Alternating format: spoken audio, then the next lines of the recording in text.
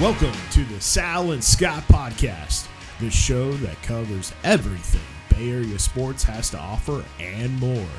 Now your hosts, Sal Castaneda and Scott Reese.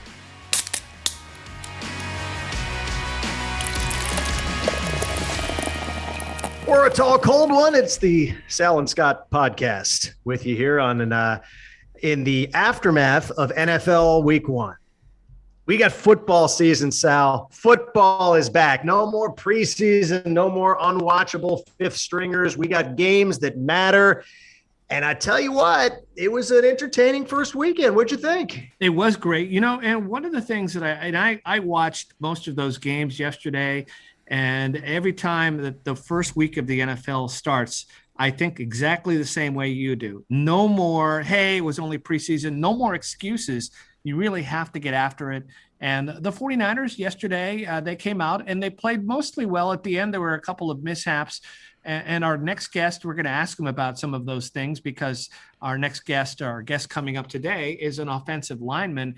And Scott, as you know, as the O-line goes, so does your offense. So I'm looking forward to talking to Derrick Deese. Yeah, we got Deese on the show, which is big. We'll get to him in a couple of minutes. Niners were good. It's it's amazing how one day of football can eradicate everything that you thought you knew, right, heading into the season. If we are to take this as, the one game sample size as gospel for the year, we can conclude that the Packers stink, that the Texans are awesome. And, the things that we did not see coming in week one, the list is long, both from a team standpoint and a player standpoint. But I tell you what, the Niners were pretty much as advertised. Yeah, a little sloppy in the fourth quarter, but as advertised. Well, and we don't have to wonder anymore because Kyle Shanahan, I think he likes to play that cat and mouse game during preseason. I think that sometimes when the reporters ask questions, or he doesn't want to let anyone know anything. But now here we are with the game the games that matter, and he has to basically lay it all out there. And I liked what I saw for the most part. I mean, at the end, it got a little sloppy, as you said, but I think that Garoppolo played well. Trey Lance got in there. It's going to be interesting to see what happens with Lance, but it's going to be interesting also to see how that offensive line gels. And I liked some of those blocks McGlinchey had yesterday. So, it's going to be something. I think the 49ers are in good form, Scott. What's funny is with all the Shanahan deception, press conference deception, right? He wants to keep everything close to the vest. We got exactly what we expected from the quarterbacks, right? I mean, Garoppolo started. He was the main dude. He was QB1, and Trey Lance did play, and they sprinkled him in certain situations. And obviously, everything worked. But where Kyle was with the running backs, and just ask, fantasy football Trey Sermon owners how they feel about what went down yesterday. Because, this guy was hyped up, for weeks in the preseason, and he looked great in the preseason. And not only did he not play in week 1, but Kyle said after the game was like, oh yeah, no, he basically had fallen behind Elijah Mitchell, the second half of the preseason. And he just didn't tell us that, obviously, like nobody saw that coming. Yeah, I would have been appreciated knowing that before I set my fantasy lineup there, Kyle. That's what I'm saying. That's what I'm saying. I think a lot of coaches actually have such disdain for fantasy football that they do that intentionally. That's my theory. Anyway, but yeah, no, it was fun. It was nice to get some real live football in. The Mostert injury is unfortunate. Although it was nice to see league-wide, it was not as disastrous a week 1 in terms of injuries as I think the last couple of years in terms of sort of big name impact players. Jerry Jeudy of the Broncos got hurt. A lot of things expected from him this year and Mostert, but really beyond that, no big name stars, right? Knock on wood in week 1. So that's good to see. Well, and I hope it continues that way. Some people were decrying, or some of the players were decrying the end of the preseason game just because you get more conditioning. Some people want more practice. Others say, no, that preseason game is unwatchable. So the jury is still out. Some people say that maybe the players aren't quite ready to pick up NFL speed. So we'll see what happens. And with that, let's bring in the man of the hour, Derrick Deese, longtime 49er All-Pro, more than a decade in the NFL. And he kind enough to spend a little time with us and talk 49ers and all things football and kind of all things life. Derrick, how you doing, man? Hey, what's going on? I love football and I love life. So I guess it's a great conversation we're going to have. Well, then you got to be a happy guy because we're on the back end of week 1 of the NFL. And, before we get into all the particulars, just, your thoughts. I assume you had a chance to sit back and watch a lot of football yesterday, Niners, other things around the league. What jumped out at you, man? Well, what jumped out at me obviously was you can tell that there's a lot of practices that were missed in summer and then spring. And I know a lot of teams didn't do the OTAs, but you can see there was a little rust. Other than that, same things as always that I talk about every year. Usually it's like the injuries and watching guys get hurt when they're not even making contact.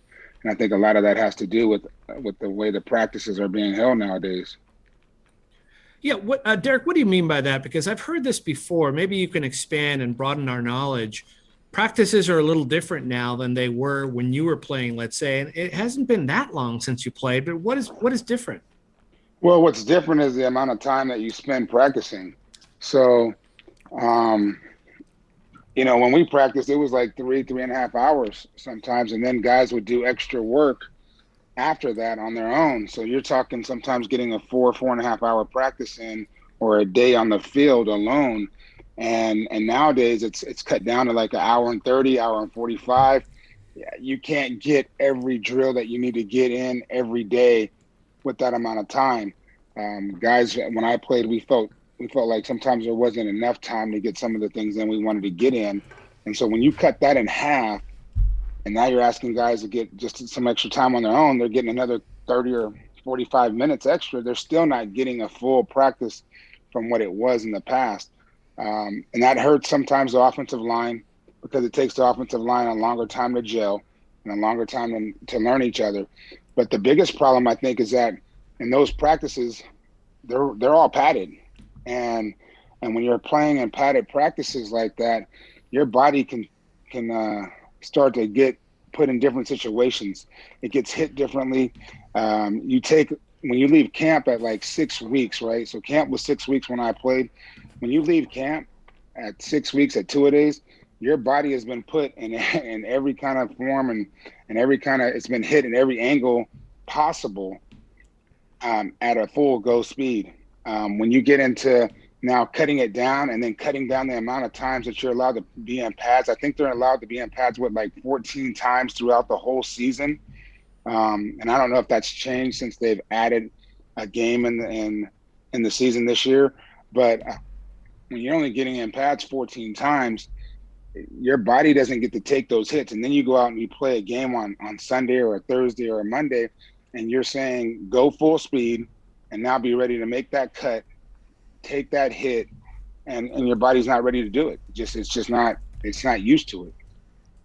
It's an interesting kind of counterbalance to the sort of prevailing. I assume that the Players Association was behind, the fact saying, hey, too much hitting, too many reps. We got to protect the players and cut down the preseason and all that. And you're sort of saying it's more dangerous to go this way, that they actually need extra work. Well, is that? Well, I'm not saying it's more dangerous. I do understand the concussion protocol, and I understand all the concussions about it. But I do think that football was a game that players signed up to play.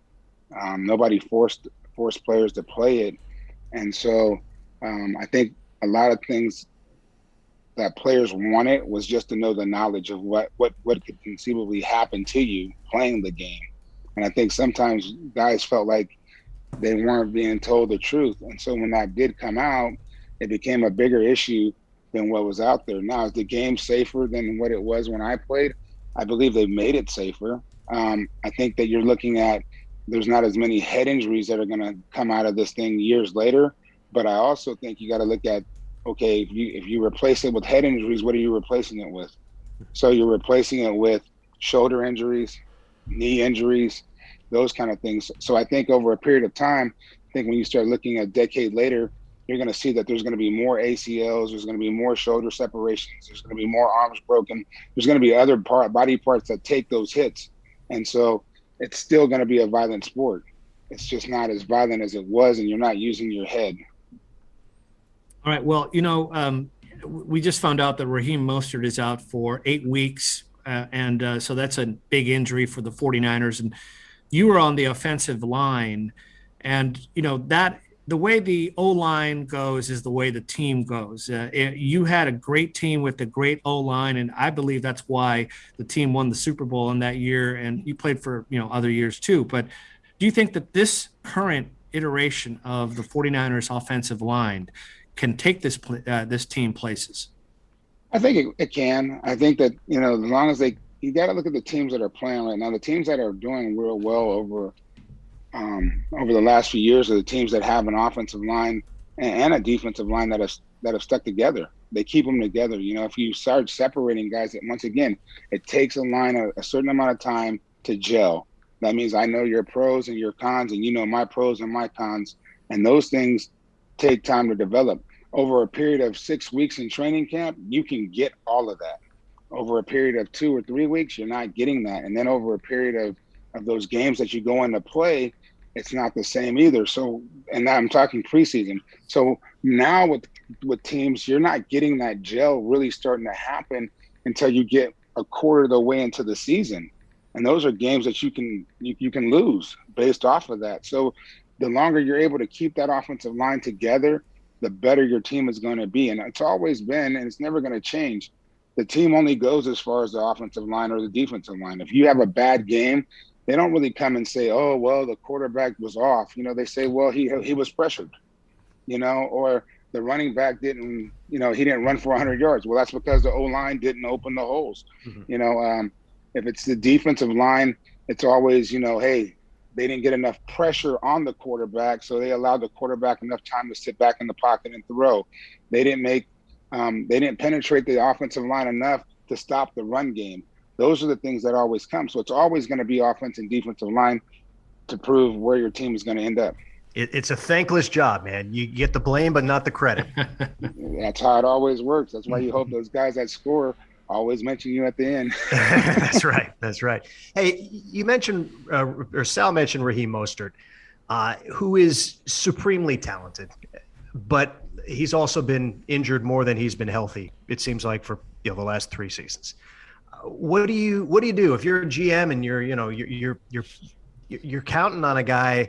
At what point do you make decisions based on, availability? Because they say the best ability is availability. And sometimes we unfairly label guys as injury prone, but in this case, it seems to be a recurring pattern. What do you make of Mostert? Clearly they have depth at the position, and we'll talk about that, but what do you make of Raheem and where the team goes with him? Well, let's not get things twisted. The game is still rough. It's still a gladiator type sport. And so injuries are going to occur. Sometimes you get stuck with that injury bug, but who's to say that after this one, he doesn't play another 5, 6, 7, 8 years without an injury? Those things happen. The thing that bothers me a little bit is that, I read an article earlier today, actually, where his wife came out and said they were getting all kinds of threats. Wow. And people were telling him that he needs to kill himself and, he should be ashamed and things like that. And, that's just not what football's about. Guys go out and they give their body, all right? And they give everything they got. And a guy doesn't go out trying to get hurt. A guy goes out and wants to play and perform and show everybody what he's able to do. And if an injury happens, it happens. And it's unfortunate for both sides. It's unfortunate for the team. It's unfortunate for the fans. And it's definitely unfortunate for him and his family. And so to hear things like that, it kind of bothers me a lot. And I hope, with the 49er fans always being so passionate about their game and their team, that they would, obviously chime in on this and let him know, hey, look, we understand, we get it. As a GM, you do have to make tough decisions at times, and players understand that. Players get it. I was hurt my first 2 years in the league, really, And then I was blessed to be able to go through and finish my career, 14 years. But there's guys that play, 2 or 3 years, then they get hurt for 2 or 3 years, and then they play another seven years without an injury. There's guys that take catastrophic injuries like blowing up their knee with the MCL, the ACL, the PCL, the patella, and everything else, and they come back from that and they don't never have another problem. So it just depends on who you are, how hard you work yourself, and who knows. Like I said, some guys still are putting in the work that's required to play the game, and some guys aren't, because it's just not enough training that goes into it to get your body physically ready to take these hits that you're going to get at full speed on game day, because everyone's going at 100 miles an hour. Uh-oh. Sal muted himself. Sorry about that, Derek. There you are. Muted. Yeah, here we are. I see the lips moving, and yet nothing. Yeah. Hey, Derek, I wanted to get right to the football now, because yesterday that game, obviously I watched the whole thing, and at the end I was a little nervous. Kyle Shanahan came out and said, hey, that's my fault. Speaking of injuries, I was maybe being a little bit too cautious and, maybe trying to save players, and I didn't put the foot on the gas pedal. Once you're up by that lead, it's kind of natural for the coach to start taking out some of the players he wants to preserve. How do you feel about all that? Do you think that, that's something that should be done, or do you think that, hey, it's full scale all the way until the final whistle? Well, I don't think it's full scale till the final whistle on a game like that.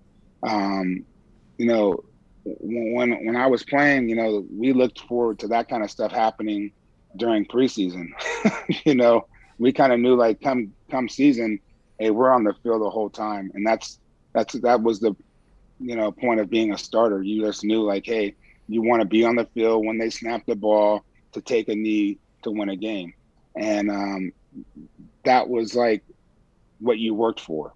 I get trying to preserve guys, and especially you got to remember, he's in a tough situation. You're coming off of a season where you had 16 or 17 injuries the year before, and some of those injuries happen late in games.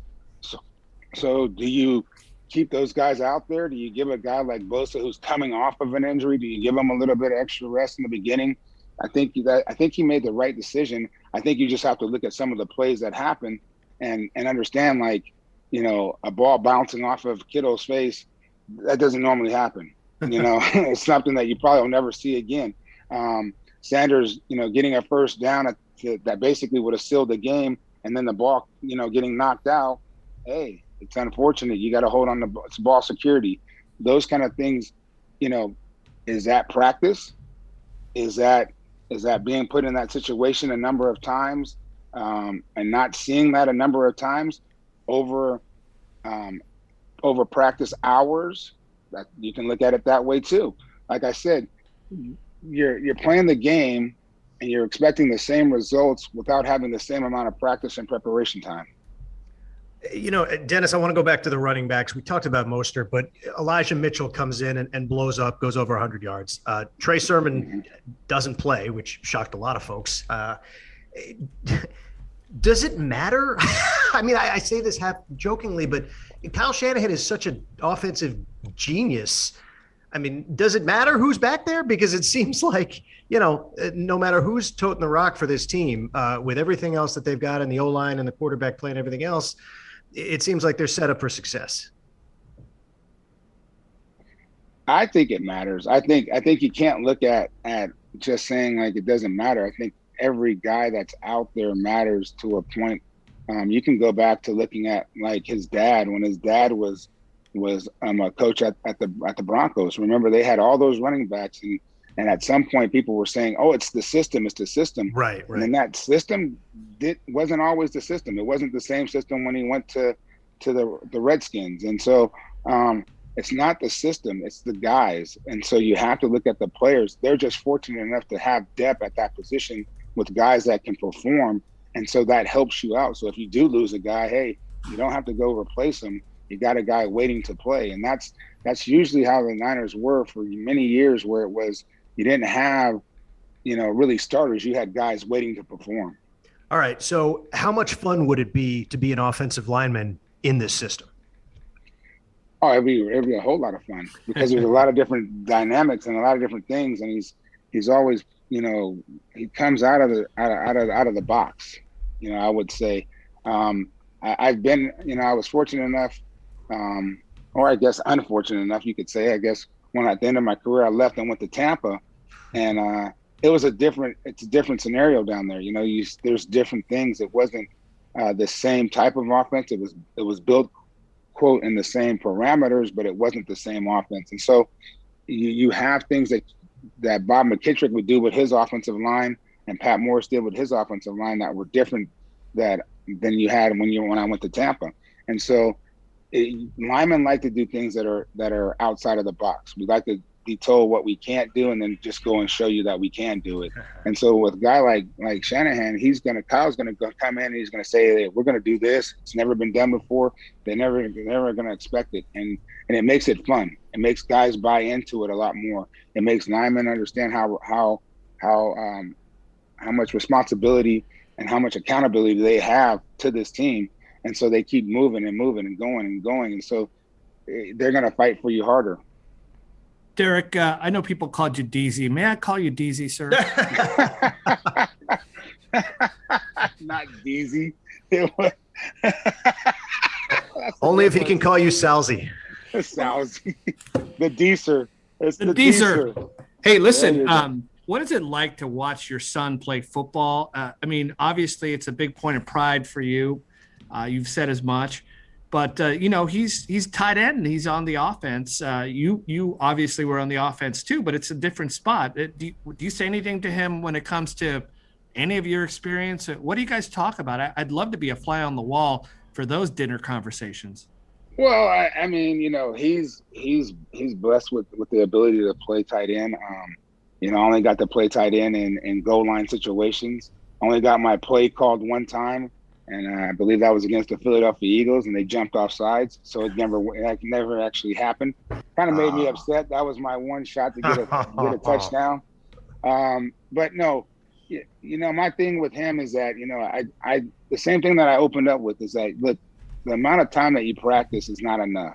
You got to be a go-getter, and if you want to get better than someone, the only time you can get better than them is when you're working and they're not. And so he knows that. He does that. He puts in that work. He wants to be the best, and that's something that you don't see a lot of times with a lot of kids coming out and growing up in high school. I help out in high schools, and sometimes you just don't see it like that anymore. It's hard to find what I call as an old school guy, and so you try to instill that in your own and make that something that they pride themselves about. And so for him to see him go out and actually perform, it's a great thing. I also let him know that, look, there's a lot of tight ends out there that catch, but there's not a lot that want to block. There's not a lot that want to get in there and get nasty and get on that line and say, hey, look, I'm going to blow this guy up. And he prides himself on that. And that's one of the things that I'm really proud about, is that he gets down there. He works on his technique. He's been working on it the last few years. And you can see that it's actually gotten a lot And so I'm guessing the bloodlines help in that regard. A little bit, just a little bit, know. What's the? I can only imagine the pride in watching your son play high-level college football. What's the stress level watching your son play high-level college football? There really isn't stress for me because I don't play through my kid. I played the game. I know there's more than one way to skin a cat. And so I like to see him go out and just implement what he's learned and see how he implements it and uses it. And so obviously, if an injury happens or things like that, then you kind of go like, but it's still not as stressful because, once again, I played the game, so I know injuries happen. I know things happen. I know things occur. I know you have training staff and doctors that are there to take care of you. So am I involved with a lot of that? Yes, I am. Do I know where to send them to get treatment a little bit better than others? Yes, I do. So that kind of stuff helps out. But as far as, where he's playing. He's playing at San Jose State. I love the school. I love the program. I think Coach Brennan and his staff are doing a great job. I think everybody in the Bay is happy that San Jose is back on the map, and I look forward to them having a great Mountain West run again this year. Derrick, you're familiar with you were on the radio for a bit. You're familiar with social media. Are you kind of happy that social media wasn't a big thing when you played? Because we were talking about this earlier. This is something that your son, if he goes on and becomes a pro, will have to deal with. And like you were talking about how Mostert was getting death threats. This is all, in my opinion, kind of intensified by social media. How do you feel about that? And what would you tell your son or anyone who is listening? How do you tune that out? Because all the players now, they have their Twitter accounts and people can talk right at them, so to speak. Well, I don't worry about social media, and I tell my kid don't worry about social media. People are going to write what they want to write. For every 10 people that like you, there's going to be 10 people that don't like you. It doesn't matter. You just got to go out and do your job, focus on what you got to accomplish, and keep it that way. Don't take everything personal. And that's hard sometimes for these kids to understand that. They always want to fight back. And they want to use words and they want to get on there and talk trash and all that stuff. Well, you know what? All that talking does nothing. The only thing that's gonna resolve anything is your play or your performance. And so you just go out and you continue to show what you can do. As far as reading comments, and everybody's gonna have something to say. Even when I was playing, we didn't have social media so much as it is now, but we did have, the newspaper. You had sports, analysts and columnists and things like that talk trash about you. They were waiting for you. One of the biggest things, or I should say that one of the best things that I heard was when I went to USC. I was fortunate enough to have Jim Hill come in, and he came in and he spoke and he said, "Hey, look, the job that we have is to build you up, but it's also to wait for you to make a mistake to tear you down. So don't make a mistake." And that really stuck with me. And that stuck with me through my whole pro career. It sticks with me now. And it sticks with me explaining it to kids and definitely my own, is that, hey, look, just play, do what you're supposed to do, and don't do things that you're not supposed to do. And you don't have to worry about what anyone says. It's just an opinion. And Jim Hill, incidentally, still down there doing his thing, his TV thing after all these years. Derrick, we got to let you go. One more quickie, just for my own personal satisfaction here. You're about my age, and you went to a rival high school. You were a Culver City Centaur, and I went to Beverly High, which means that during my high school career, you're one of those, right? Right. So sure you want to go there, Scotty? No, I just want to. I'm going to tee him up. I'm going to give him the opportunity. How badly did you and your boys beat the snot out of my school during your high school career? Let's see. My senior year, we destroyed you guys. Yep. But what I will tell you about my senior year is that you guys actually did have a coach that was my freshman coach that came over there. And he knew that one of the running backs that we had was not, eligible to play. And so after we destroyed you, he then turned us in. Oh, no. The game. Yes. So it made it even that much worse. But I will tell you, Culver City is on the map again. They're doing things great over there. And once again, yesterday I just heard, guess who just signed on to be the head basketball coach at Culver City High? A guy by the name of Michael Cooper. No. Oh, yes. Coop is the head coach at Culver? Coop just took over the job. It was announced yesterday all over Twitter, all over everything. So, hey, Culver City is about to be on the map, not in just football, but in basketball also. Boy, that's big time. All right. That's real big. All right. Hey, Sal, any last words? Are you good? Derrick, man, I'm so happy to meet you, even if it's over Zoom. I've watched you play. I'm a lifelong 49ers fan. And maybe one day when all this is over, I'll get to shake your hand in person, buddy. Thank you for all you did. Hey, no problem, Sal. And I'm sorry you have to work with that spoiled guy over there. I outed myself, man, and I do it with pride. It's all good. Hey, that's how it works. Beverly Hills, 90210. Go Normans, baby. All right. Hey, Derek, thanks. Really appreciate your time. Hey, no sweat. Anytime. Let's do it again. All right. We'll talk soon. Take care. Bye-bye. So yeah, Sal, I pretty much walked right into that, but it was fun. It was fun because I knew we would have something to say. Yes, you did. You know what? And it's fun to relive our high school days because Friday nights are still exciting. You know, in your local town. You know, we talk about the NFL and to a certain degree college, but Friday nights is where it always starts, and everyone has a high school. You know, I went to Reardon High School in San Francisco, and whenever they play SI or SH here in the city, you know, I get my chest puffed up a little bit. You know, I would like to do a little bragging. So you were fine to do that, my friend. I want you to come on and rep your high school, Scotty. I was not bragging, I assure you, because there was very little to brag about in that regard. What? It's even, you know what I think about this, Scott, is I think it's whether your high school did well or did not do well, you still had to rep. You got to rep your college, obviously. It's a little easier. You know, you went to Stanford, I went to Cal, but the high schools, they need us, man.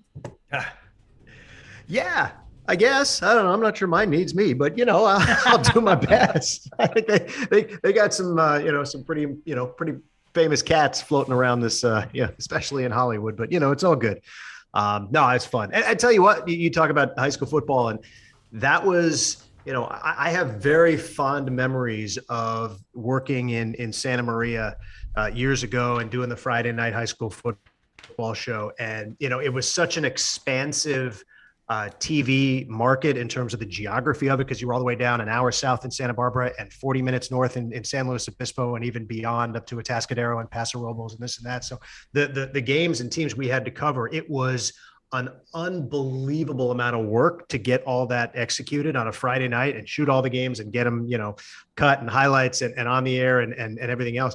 But it was fun. Like those shows were a ton of fun, and just there's a certain energy and passion, you know, with the Friday night high school football. And that's Central California, right? I mean, to say nothing of Texas and places in the South where it's a religion, but it is cool stuff.